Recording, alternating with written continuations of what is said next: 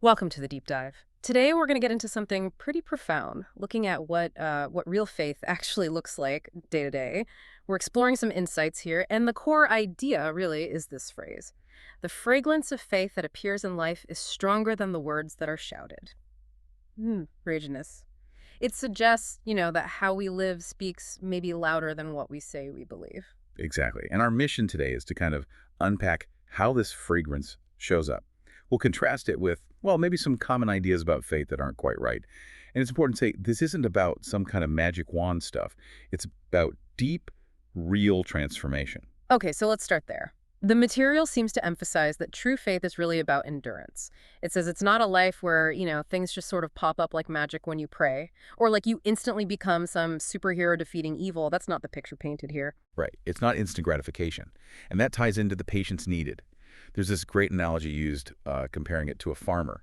You know, how a farmer needs patience for the harvest. They have to work the hard ground in spring, sow the seeds. Then they endure the summer heat, pulling weeds, watering. It takes time and effort. That's a powerful image. It really grounds it. And it connects to enduring life's difficulties. The text mentions things like persecution, tribulation, threats, temptations, and compromise. It's about walking step by step, trusting, not expecting everything to be easy or immediate. That farmer analogy really sticks with you, makes you think. So if it's not about quick fixes, what does the source material say a life of faith isn't? What are we supposed to avoid? Well, a really key point made is that it's not about trying to control and manipulate this world through God's power. And it's not about just fulfilling one's own expectations or selfish thoughts. Yeah. It actually calls that idolatry, even within Christianity, which is quite a statement. Yeah. And it notes that sometimes, personal stories or testimonies can kind of veer into that territory.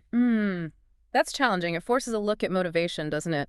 And the source brings up the book of James here. Can you explain that connection a bit? What was going on there? Right, James. So the Jewish Christians he was writing to, they were apparently falling into a formalism.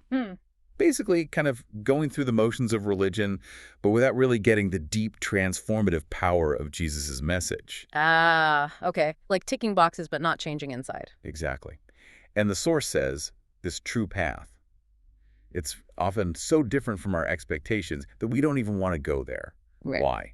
Because, well, our nature dislikes and finds uncomfortable this kind of challenging, self-denying journey. It pushes against our grain. So it's meant to be uncomfortable in a way. It makes sense. Okay, so if that's what it isn't, what is it then? What does this life of faith look like according to this perspective? Well, it uses this really striking image, being like a special forces unit dispatched from heaven. Wow, okay. Living against the world's swift currents, following God's values, God's mission, even when it's tough or unpopular. And it requires, as the source puts it, a faith that endures until death. Real commitment. And that speaks to the personal transformation you mentioned earlier, the idea that when someone truly starts this faith journey, their old ways, their old thoughts and values are crucified. Yeah. That's strong language. Like those old things die off to make room for a completely reborn life. A fundamental change. And the claim is that this change isn't just internal, it's something visible, something noticeable to all the people around us. Right, which brings us back perfectly to that starting idea, the fragrance. Exactly, just like you can't really hide a strong, beautiful scent.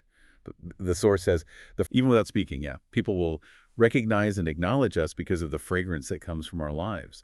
It's the life lived that testifies. So wrapping this up then, the core message seems to be that the real proof, the lasting impact of faith, is less about declarations and more about, well, the undeniable way someone actually lives their life.